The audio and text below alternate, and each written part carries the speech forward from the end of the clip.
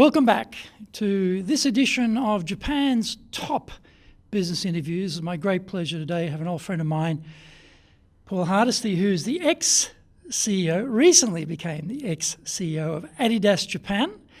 Welcome to the show. Nice to be here. Thank you very much. So, Paul, for those who may not know your background, just give us a little bit of an idea of where you've worked, which countries, what you've been doing, and how long you've been in Japan, that type of thing. Yeah, sure. I started my career in Melbourne. My background is business finance, becoming a CPA. So I was the last job that I was doing before I left Australia was the CFO of a group of fashion brands across Australia and New Zealand. And after close to 7 years, I just really wanted to work overseas. So every resume, every letter that I was sending off was a written form at that stage, back in 1998. And every recruiter that I sent a mail to, the message was, I want to work overseas. And I kept coming back with, there's a job in Sydney. I said, well, that's not really overseas. All right? There's a job in Western Australia. Not really what I'm thinking about. And finally I had a call, and that was Adidas. I went to an interview in Sydney. I was successful. I got that role as the head of Indonesia. And but right then in 1998, that's when the riots all broke out in Jakarta. So they put that job on hold. I stayed where I was then for another 8 months or so.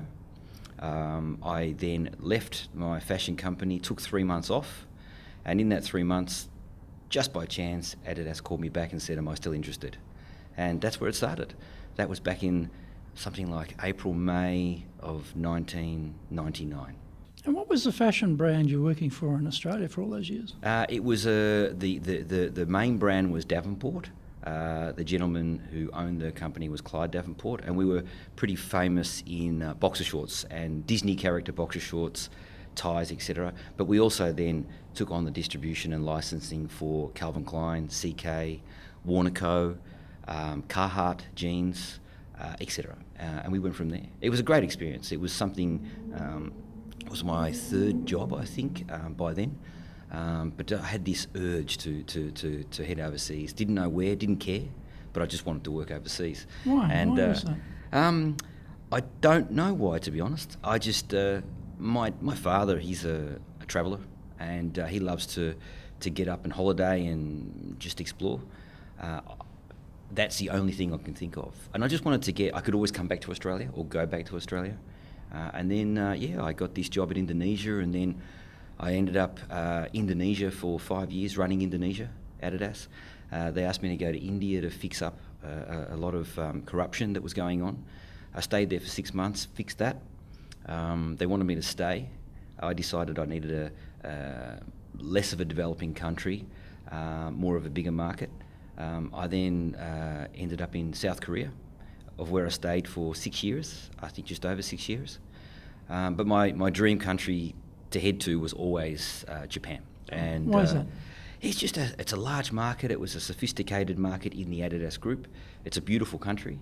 I'd been here several times, and and every time I had that conversation with my boss in Germany, he would say, "What's next?" And I would say, "Japan."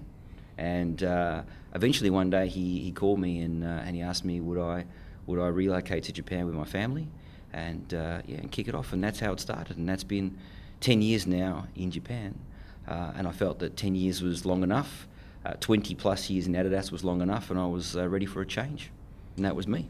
So if you think about 5 years in Indonesia, and you've had, was it 6, you said, I think, in Korea, right? So 11 years, and then you turn up in Japan. So when you get to Japan, what did you find was different or challenging about leading in Japan compared to Indonesia, compared to Australia, compared to South Korea? Yeah.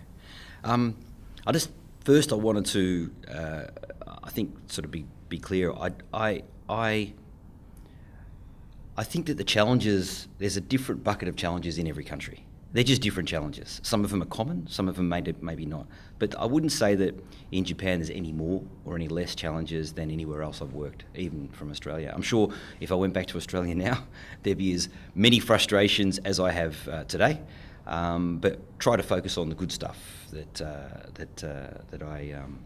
that keeps you going. For me, the biggest challenge about coming to Japan and working in Japan was the scale of the market. I mean, Japan's a big player. I mean, it's top 3 economies in the world. Back then, I think it might have been number 2. China taking that in about 2010-11. For me, the scale of Japan, Adidas Japan, was something I had to get my head around. I was running a Korean operation of 300 million plus euro. I came to Japan 2.5 times bigger, and I had to ask myself, how am I going to manage a business of this scale with this many people and still have the same impact, still be with my finger on the pulse and understand what's going on? That was the kind of thing that I had to get through in the beginning. I think language also was a challenge coming to Japan. How many people? You said 300 in Korea. No, 300 million. That was 300 million. How many people in Korea? How many people in Japan? You know, I can't remember how many I had in Korea, but nowhere near what I had. How many in Japan? In Japan, we have now over, say, 550 in the office. We have another 1,800 staff in store on our own retail chains, and we actually 3PL our warehouse. So there's, you could imagine if I had my own warehouse, that would have been quite a few people also. That was the scale size was what I had to get my head around. And I also went from Indonesia, which was a 15 million euro, to 150 when I got to Korea. Same dilemma. So again, not unique just to coming to Japan.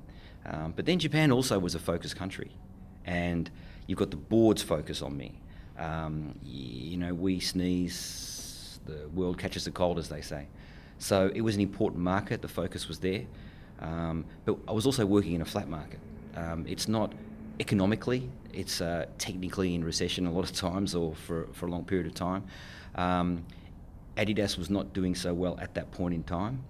I had to then manage expectations, but I also had to give hope for headquarters to invest in Japan, resources, financially, infrastructure, you name it, to allow us to grow. And we have grown immensely since then. We're over. I can't really talk about how much we were, but we're well in it. We're in excess of €1 billion business here, which is quite a big company to be in charge of. And I was really proud of what the team did. And I just again thought it was time for me to maybe try something different. So you've got probably, I'm guessing, in your direct leadership group, probably a number of foreigners. I know, Thomas and Marcus, etc. You've probably got Japanese. I guess it must be quite a mix there. When you get here, you've got to start leading through people. So how did you approach getting to know people and deal with this diversity within the workforce? Particularly, probably most of the workforce is Japanese, but at that sort of reporting level, there's bound to be more than just Japanese, I suppose. Yeah, when I first arrived, I actually knew the team. Korea is not far away, and we quite often meet throughout the year. The entire world of Adidas meets.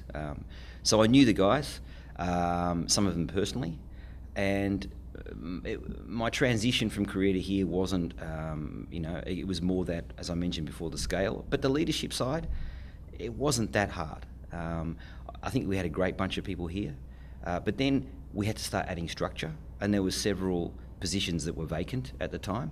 And then it was a matter of listening to the current team, finding out where the issues were, what they wanted to do, what the challenges were, and then facilitating the solutions, or creating and facilitating the solutions for those problems that enabled us to fill those roles, and then to work out a strategy on where we want to go in the future. And then, of course, you can't make your own strategy. You've got to fit it into a global strategy, and that's where we went.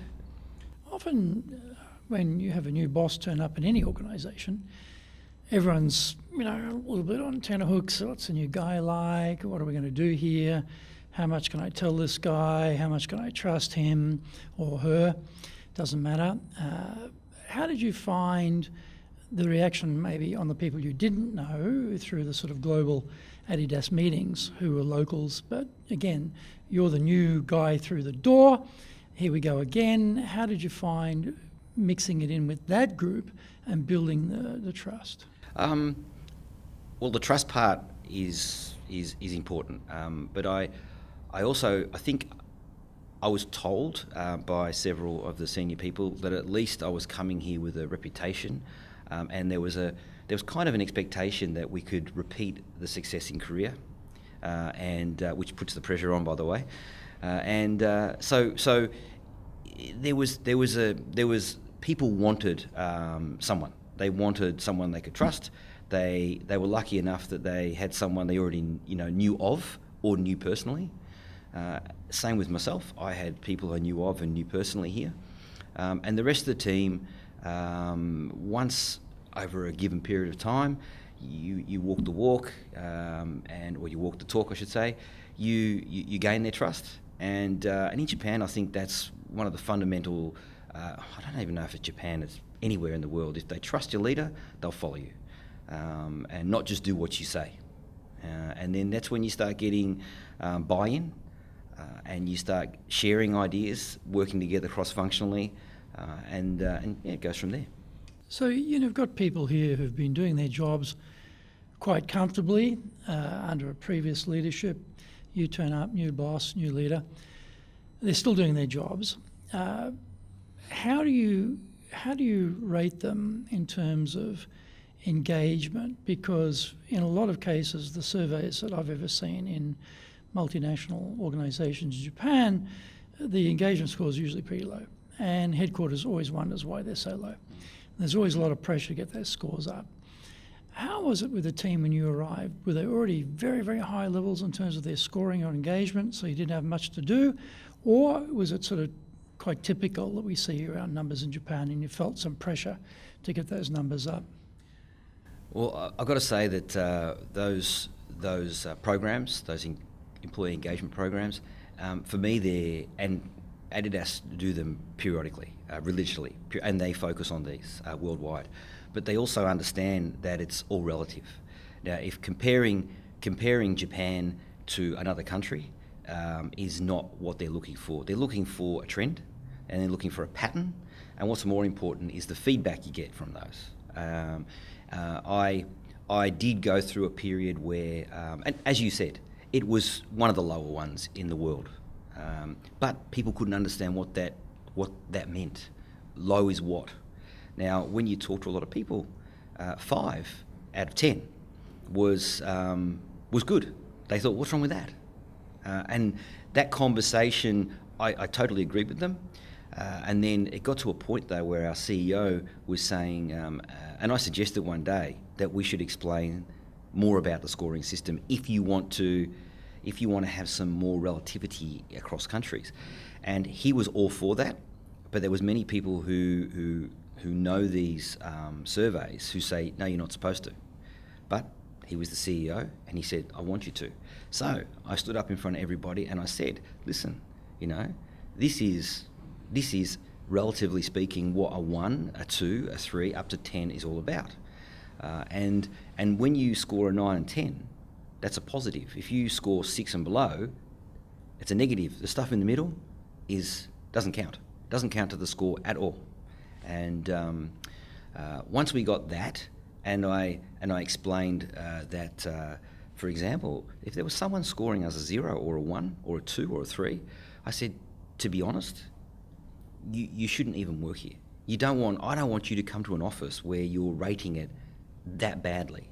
And it was a minor number of people. But I was very open and said, guys, if you're not going to be part of the solution and fix this, then you really should consider.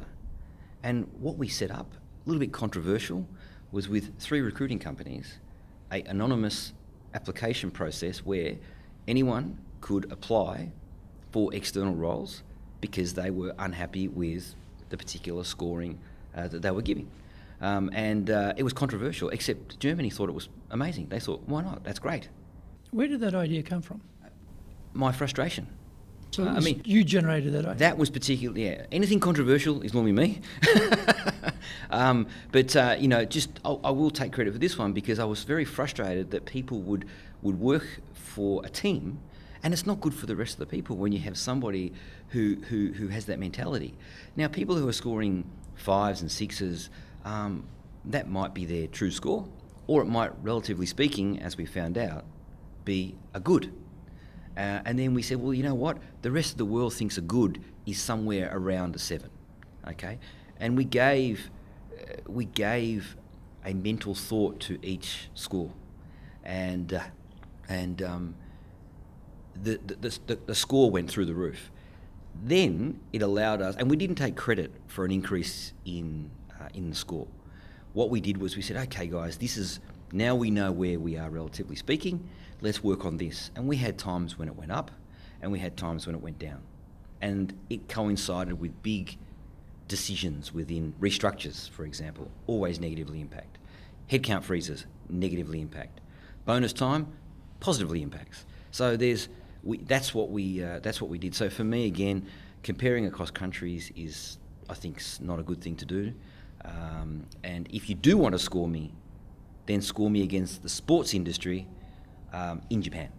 I think someone once told me that the only 2 industries in Japan that is positive is alcohol, tobacco, and I can't remember the second, but there is 2 that are through the roof. Now, I don't know why, but as you said, it's common here to be at that level, but if that's the way it is, then that's the way it is.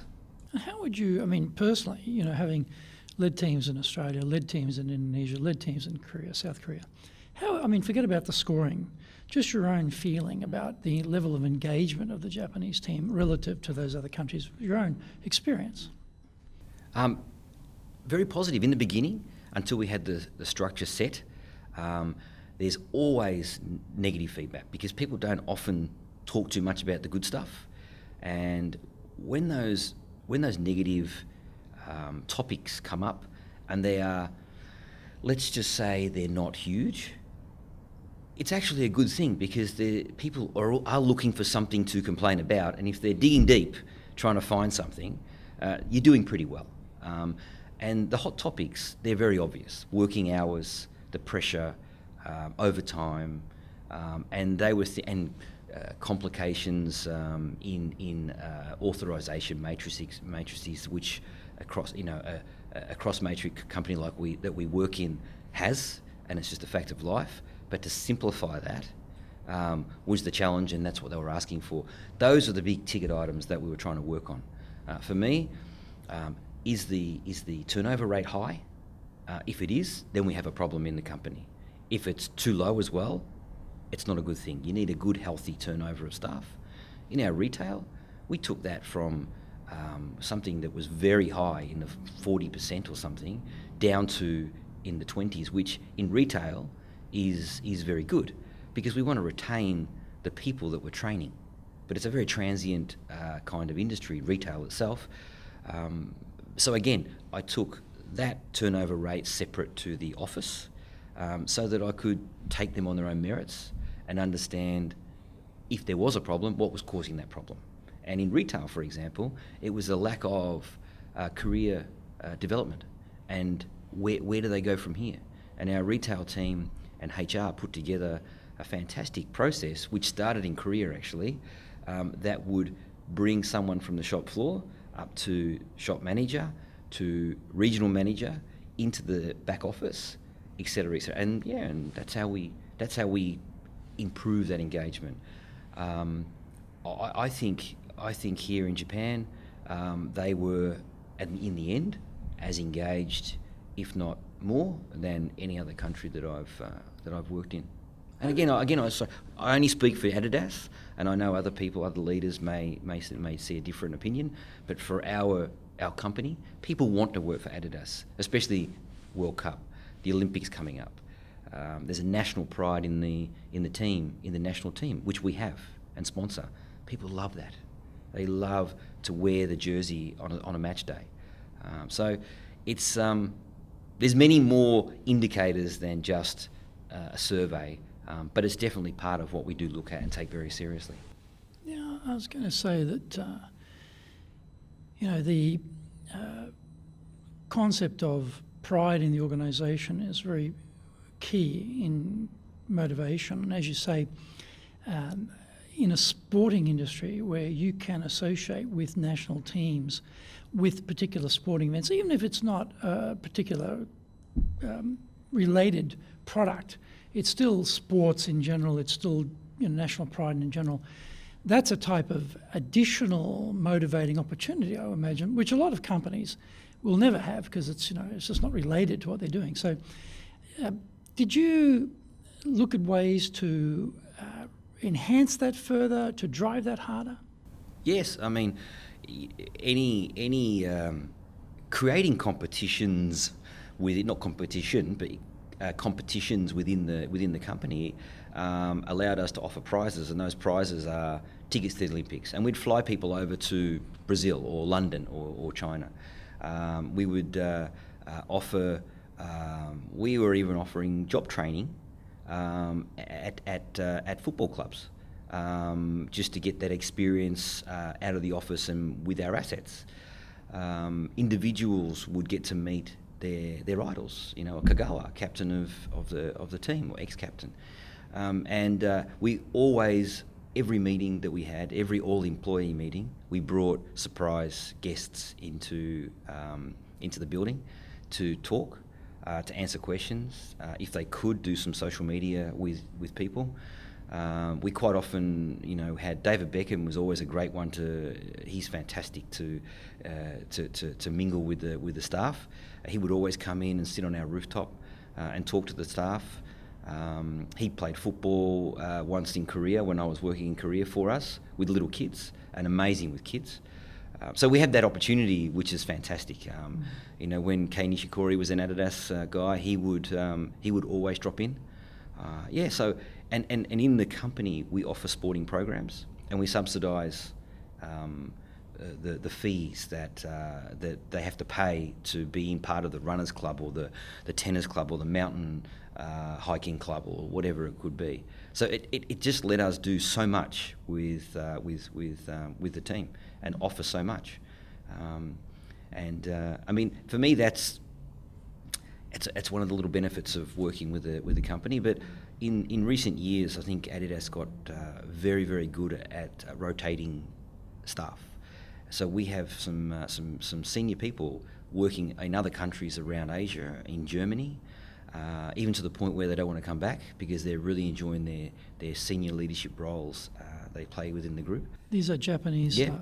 That's right. Very rare. Yeah. So how did you guys do that? Because most companies don't do that. And I used to think that my job, and this was way back, that my job was to find a leader to replace me from that country, and then I changed. I changed and said, we're an international company. People are going to be rotating all over the world all the time. What would be better is if we have more of let's say in Japan, more Japanese working overseas, and that was our aim, to rotate. So globally, we have a global hypertension program. We have a local hypertension program, potential program, and we would develop those people. They would travel the world. They would work together in groups, and then they would become part of succession plans that were not just for Japan but for the world. So my head of sales here many years ago, a Japanese lady, she set up the e-commerce business for me, and we were a $2 million business in 2010, and we're beyond 150 million euro now. And she took that to 100 million within 4 years, and she had a great life in that period of time because things were on fire. Then I asked her, could she do something with my wholesale side of the business? Now that was controversial because having a lady, a woman running such a senior position in our industry, there was a lot of pushback from accounts, customers, owners of companies, and then she proved herself. I won't go into the details on camera about what was said, but she had to prove herself, and she did. And she became the general manager for Chile. And now she's one of the head of sales of Apple here in Japan. So, we and I replaced her with another lady from China, which was even more controversial because I was now getting a Chinese citizen to run a Japanese subsidiary, of Adidas. And again, she's taking it up to another level. She's a star, absolute star.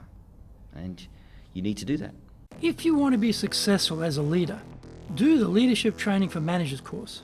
All companies need people who can both manage and lead. Leading people screams out for real skills in communication, dealing with all different types of people, being excellent at innovation, planning, delegation, handling mistakes, doing performance reviews really well, and inspiring and motivating the team.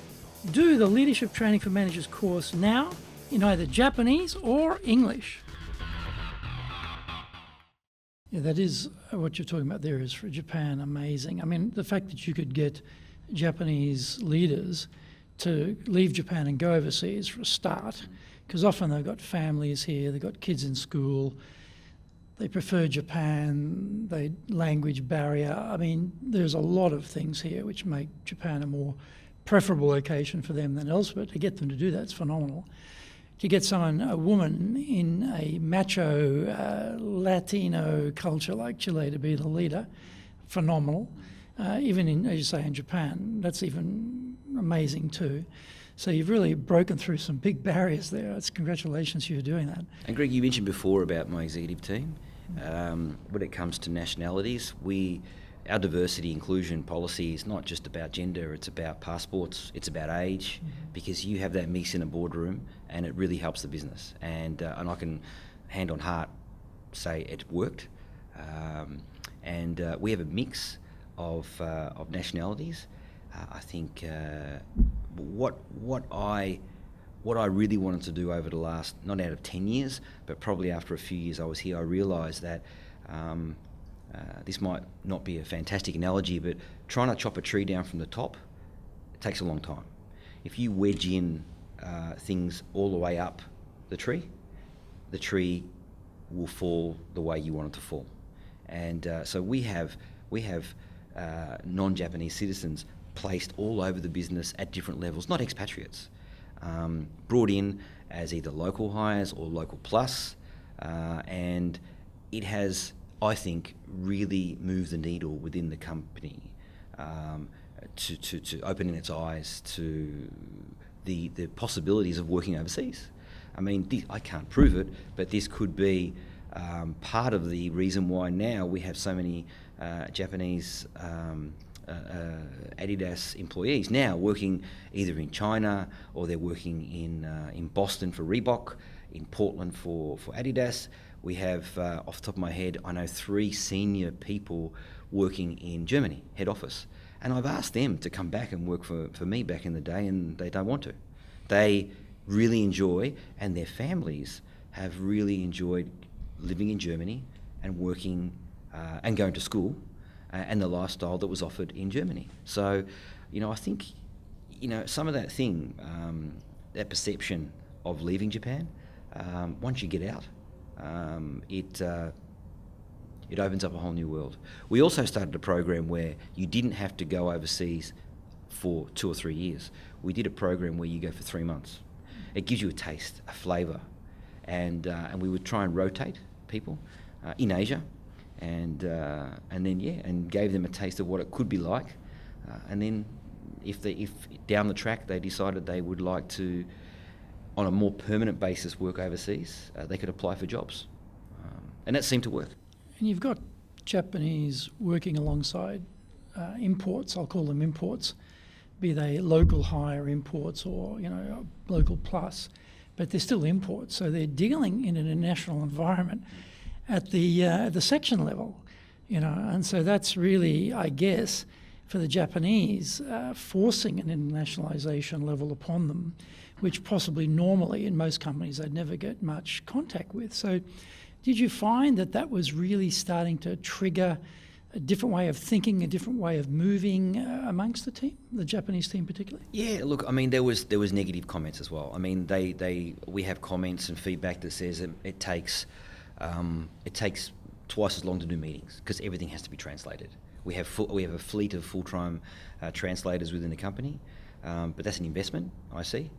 We spend a lot of money on offering English courses, and I start work at 8 o'clock in the morning, and I would religiously see several guys for years coming in before I was there, in a room, online, or with a teacher, learning English, knowing that they want to go somewhere within Adidas, either Japan or Adidas, the group worldwide. And like I said, there's always going to be a negative component, but I mean, when they,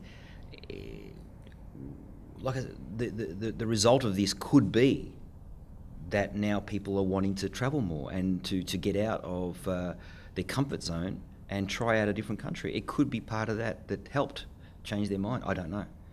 Innovation is always, one of the issues in Japan, because it tends to be everyone in their comfort zone, as you mentioned, doing the same things in the same way and getting the same results, and quite comfortable with that because they're competent and confident in their current role. They don't make mistakes. This is a no-mistake culture. So the best way to make no mistakes is do nothing new or challenging or different, because that's where there's going to be problems. So how do you get around that mentality here of, play within the lines, don't put your head above the parapet, keep a low profile, don't volunteer, don't take on anything risky, protect your reputation, black mark in the HR, book if you made a mistake. How do you get around those sorts of issues to get people to step up and come up with ideas as one level? The other part of that question I want to ask you is, how do you get your ideas, related question, down to the people at the bottom? Because you're operating in a big organisation, you're at the top, you've got your direct reports, you've got middle management. How do you know that the things you want are actually happening at the bottom? So we'll do a two-part question. So first part, let's talk about the innovation, and let's talk about how do you drive change down to the bottom. So did you find the innovation component within the company? Change was probably the toughest topic for me or my experience in Japan. Because? Just the unwillingness to change, as you said. It works. If I keep doing it, I won't get into any trouble. And it's I don't know if it's a mentality of it's easy. It's not that. It's why change it? There's no need to. And if you don't know an alternative, then it's a nil topic. And then when you have new leadership, and then I changed my leadership team over the time, people start asking questions and developing new ideas. And as you said, though, a lot of people don't want to be that rusty nail to put their head up. So we started off a long time ago with the innovation box, the ideas box. Then there would be put your name on it or don't put your name on it. Then we'd offer prizes. And the prizes do work. When you're saying, the best idea will, get a bonus or additional bonus, or maybe go to the Olympics or do something, it helps. But then we did get feedback that when that person had an idea, somehow that person became responsible for implementing that particular idea. And not always is that idea about your department. And over time, we actually created a department that reported directly to me, and that was business development. And that business development department, it actually exists. It was being rolled out across the world. Our CSO in Germany, he loved this particular setup. And once I did it, I can't believe I survived without it. And these people, this group, report to me, and they look after all project management. They look after strategy. They look after marketplace intel. They run all my meetings. They coordinate a project. So what happened then was any big project was classified as strategic, mid-term, maybe long-term, something like that. Anything that was strategic would then be handed to this business development team. They would then drive that cross-functionally across the business. And so you now have the responsibility is spread. It's now very close to me, so I have direct access to that. Kind of answers your second question. And that, I've got to say, is if I work at any other company, that's the first thing I'll do, is make sure I've got some type of business development. They're not going out looking for business outside. If I had an idea, they could investigate it, then pass it to sales. That would happen. They'd incubate it, and then they would hand it over. Not invented here is a global phenomenon, you know, of having some bright spark in a section come up with a very good idea, but that section going, we didn't think of it, so therefore it's not a good idea. And in fact, it's a bit embarrassing that we didn't think about it, so we're going to kill it because we don't like the embarrassment. So how did you get around that problem of having a business development team coming up with ideas or harvesting ideas or incorporating ideas and then getting the sections to actually deliver on it? That's a good point. To be honest, the not invented here syndrome, I found in my time, was more from Germany, not necessarily from Japan.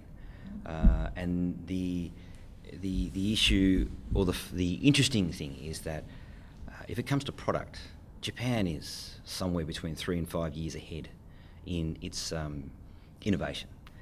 And in Japan, we're lucky enough to have our own creation team. We've always had it.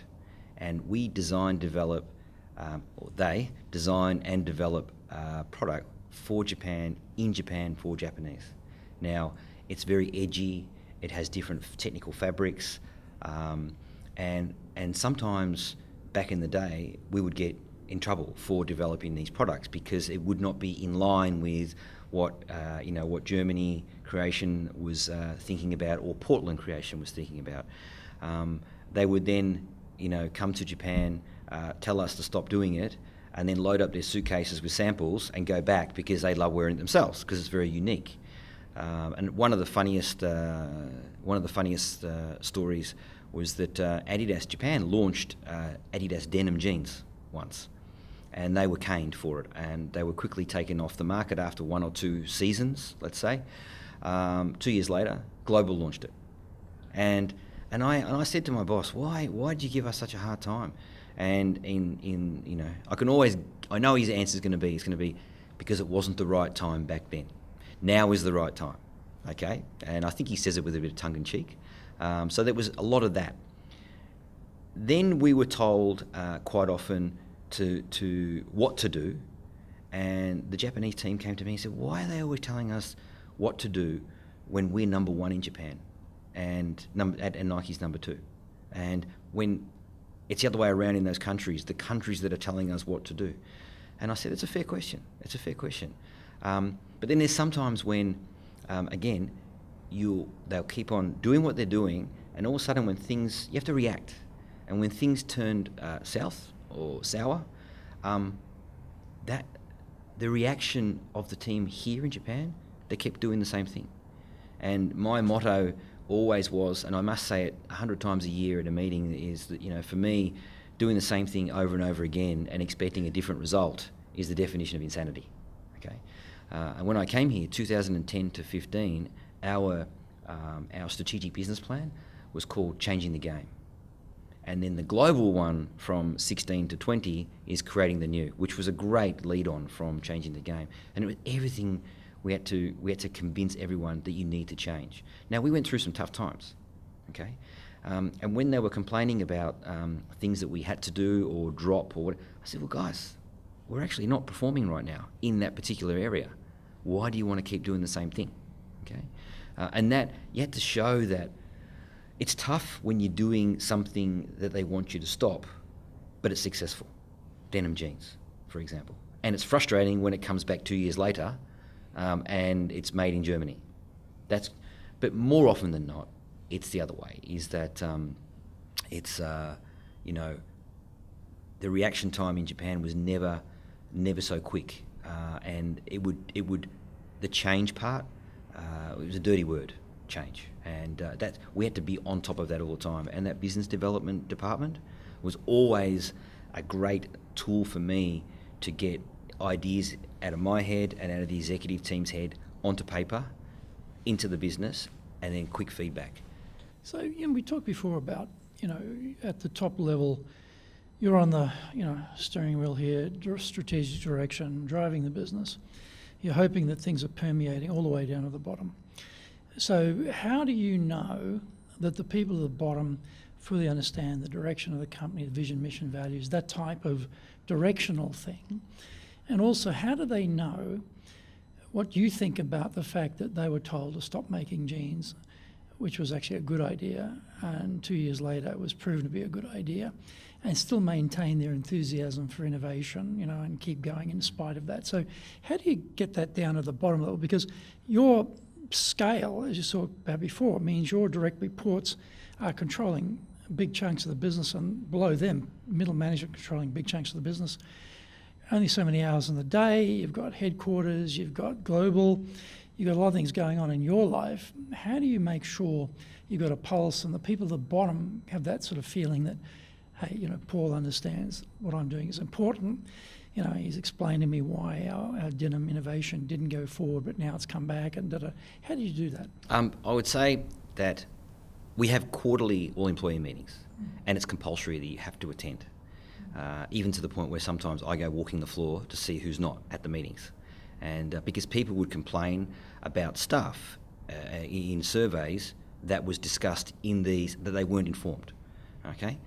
So then, number one, that's a great forum to we do 2-3 hours once a quarter, and we explain to people. Now I have to be careful in that I can't be, if the board's made a decision, I need to support what the board have said. Now, okay, jeans is not a board decision. That's a different level. So I could talk about that. And tongue-in-cheek, I would bring that up, okay? But, so that's my forum to make sure that I can communicate anything I need to communicate. We get actually a lot of the team to come up and present also, not just not just me for 2 or 3 hours. And then in the surveys, we in the engagement surveys, that changes. There's core questions, then there's this floating 2 or 3 questions, and it is, do you know the mission, vision of the company? Do you know our strategic blah, blah, blah? And then we get people to score. And then if we see you're always going to have people that say no or mark low. But if you see a big swing, then you know there's a big problem. That's just a couple of the tools. My door's always open. I used to meet every... Do people anyone come through the door? They do, yeah. Not as often as I thought that would happen. We did a mentoring program, and I went through the course to be a mentor, and then, of course, not many people selected me to be their mentor because they're all scared. I don't know why. But then when we did, it was great. It was good fun. And I'm hoping that the communication we had with each other, they went and told other people. And I got to say, I learnt so much. The whole drinking after work thing. I did it at the beginning, but not such a big thing. I think anymore these days. There's other ways to achieve that. I'm not against it, but I got to say, doing that 5 days a week when you've got 500 people, you're never going to cover every base. I used to have a lunch every 3 weeks with newcomers, and so every newcomer we had a pizza lunch, and we'd always have between 10 and 20 in a room, and it was there. There was 5 questions. We'd ask those questions, and they would answer, and it was for them to get to know each other also, because they're all from different departments. And then they had to ask me the same 5 questions, and then I had to be honest about my response too. So, yeah. So that's a big trust builder, isn't it? Because you are bringing them in, they're new, they're meeting you, they're having some personal touch with you, they're being asked something, you've got to answer the same question. So that's a very even, way of doing things, very fair, I would say, way of doing things, which people probably, if they're Japanese, would never imagine that they'd be having pizza lunch with the president for a start, let alone having him answer the same questions they've had to answer. That's quite, I am sure, for Japanese, quite, wow, this is such a different company. I'll tell you, I learned in recent years, it's something I've done all my life, but I learned in the recent years that it made a difference, and it was unbeknownst to me, in that just my personality, that I share a lot of personal stuff. I open up, maybe an all-employee meeting with a photo of my wife and my son, and some silly photo with the dog, and maybe a story about the dog. And then everyone in the company starts asking me about the dog. In the elevator, how's the dog today? Et cetera, et cetera. And I realised that sharing a lot of personal stuff really helps to break down, or the engagement between me and whoever I've been talking to. How did you become learn more that? vulnerable. How did you learn I that? didn't know. I got told. Oh, you got told. I got told, so I was doing you it. should do that. No, I was told, and I'd already been doing it all my life because it's just me. Oh, okay. And then I got told it's really I can't remember the exact words they used, but they really appreciated the fact that I was opening up, and it was a big deal that I was sharing such personal information with everybody, which I kind of thought was normal. But I spend more time with them than I do with my family, you know. So I want everybody to know each other, it was an interesting revelation, say, in the last 5 years. But the other 15, or the rest of my working career, I did it anyway, and I probably do it more, and I'm more conscious of myself doing it now because I know it works. I grew up in an era in Australia where bosses were sort of above the clouds, and you could never imagine having a personal relationship with your bosses because they were scary individuals, and company businesses here, private business over here, you don't mix the two. It was all very segregated, and so coming up through that philosophy, the concept of sharing personal information, family information. I'm wondering, for perhaps a lot of people taking in this program, that's something that may not have occurred to them. They may be actually, like I was, and probably still am, if I'm honest, about sharing personal stuff. And there may be something in Japan where there's an appetite to have that little bit of personal touch with the boss, and have you're not this sort of granite rock, impenetrable individual. You're an actual human being, and you have family, and you have dogs, and you have issues too, and they can relate to you more. So maybe it's an encouragement to a lot of people taking this program in to think about how they can make themselves, not saying necessarily vulnerable, inverted commas, but often as the boss, you think you've got to be this invulnerable super person, but maybe you don't. And maybe what you're telling us is that actually that's possibly true. You don't have to be like that. That's right. I mean, it's funny. Elevator talk is a great spot, and you just quickly say hello to someone. Then, especially on a Monday, quite often they'll say, Paul-san, so what did you do on the weekend? And I don't know what they're expecting, but I love gardening, and I love to do things around my house. I'm a bit of a renovator and created that way. And the reaction that I would be daring to do gardening or playing with my dog, down at the river or at the park, at Yogi Park, it's surprising to me that they're looking at me that way. It's like, I never expected that from you, but what else? What else? We are all in the same boat. It's just that my title, and I'm a lot older, and I went through a different path, and I got to where I am, and you do it too one day. You shouldn't stop whatever you're doing on this weekend in 10 years when if you're the CEO of Adidas or any other company. What you do, what you enjoy, you do. Are you doing business with Japan?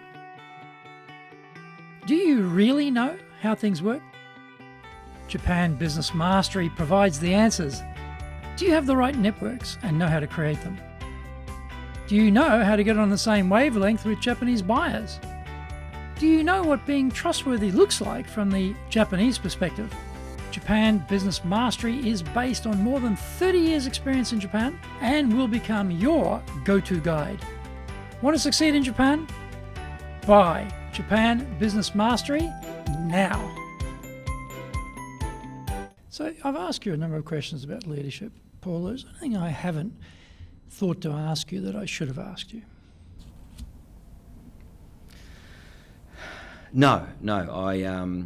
I think I just want to reinforce that I don't think that Japan is so different and so much more. It's got its own flavours, but it's just a beautiful country. And one of the things that we all love about Japan, right? The serenity, the calmness, and it's a safe environment, etc. and we love doing business here. Sometimes in the office, the things you want to take away would also impact. If you could just magically take some of those things away, it would change Japan. And I just think you need to, the stuff that we love. And I just think that we need to be careful what we wish for and manage our business with, with the environment we have. And you can use it to your advantage. You can use it to your. I mean, like I said, you get trust in Japan, and loyalty is amazing. A lot probably better than a lot of other countries that I've worked in. So get that trust, and you'll get things done. So if you had to give some, say, 3 pieces of advice, or roughly 3 pieces of advice to someone's about to take up an assignment in Japan, or they've arrived on their new assignment and they don't know Japan. You've been here 10 years, you're a veteran of Japan. What would be a couple of pieces of advice you'd give to a newbie, someone who's just starting out? This is the one I had to think of because it's been a long time since I started in Japan. But the one thing, number one would be, don't be brainwashed by some of the things you're told when you first arrive in Japan. Okay, you can't do this in Japan, or you can't do that in Japan, or in Japan you should do it this way. One of the, I mean, it's not a nice topic to bring up, but one of the very first things you get told in Japan is you can't fire somebody. Now, I mean, that's just ridiculous. Of course you can. You just got to do it in the right way, okay? And you have to have good reason, and so you should. So don't be brainwashed by other foreigners who are either new to the country and have heard this, or have been here a long time and really believe in it. I just don't think it's a good way to start your mindset when you come into the country. You could end up heading down the wrong path. As I've mentioned many times, there is as many challenges in Japan as in any other country. Okay, don't focus on all of those bad things because the bucket of good things is quite big, and it makes living and working in Japan and raising a family in Japan and building your career in Japan a wonderful thing. Say lastly, there's always growth opportunities in Japan. It is a flat market, yes, in general, but you've got to pick your battles, you've got to pick the areas, and that's where innovation comes in also. You need to think, you need to ask help, and consultants can often give you an insight into the market from a bigger picture and help you develop those plans. And look at where you can head in this country to grow your business and grow your career and grow your family. Well, this has been a fascinating journey. We've gone here from Indonesia to South Korea to Japan, and the scale of business going, 2.5 times, I think you said, the scale of It was back in 2010. Now it's even more. It's even more. Yeah. Even more, and a huge population of people working in the company. So adjusting that scale, and also messaging, the humanity aspect you mentioned about opening up yourself to the team and having that rapport. These are very, very, very interesting insights. So I really like to thank Paul for sharing those with us. It's been absolutely fantastic. Greg, thank you so much for your time. Thank you very much for joining us. This has been another episode of Japan's top business interviews with the recently, ex-CEO of Adidas Japan, Paul Hardisty. Thank you very much for joining us. We look forward to seeing you on our next program.